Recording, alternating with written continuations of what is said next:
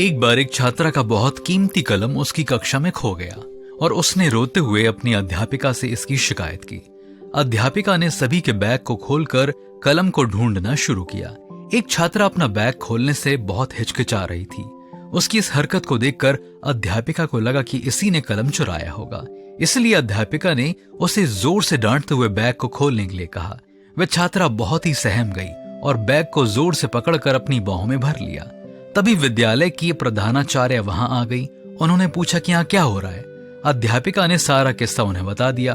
Bag को पकड़े हुए उस छात्रा की आंखों में आंसू भरे हुए थे और उसने अपना बैग अपनी बाहों में जोर से पकड़ा हुआ था। प्रधानाचार्य को उसकी ये दशा देखी नहीं गई और उस छात्रा को अपने कमरे में ले गई।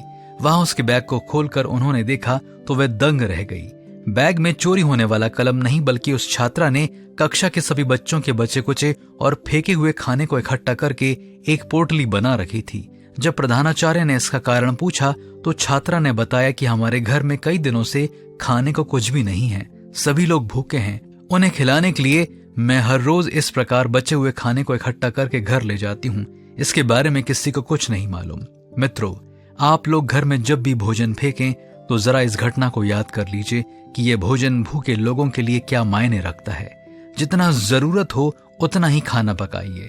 इस संसार में ऐसे कई लोग हैं जिन्हें एक वक्त की रोटी नहीं मिल पाती है, परंतु विवाहों और त्योहारों में लोग इतना अधिक खाना फेंकते हैं जिसकी कोई सीमा नहीं।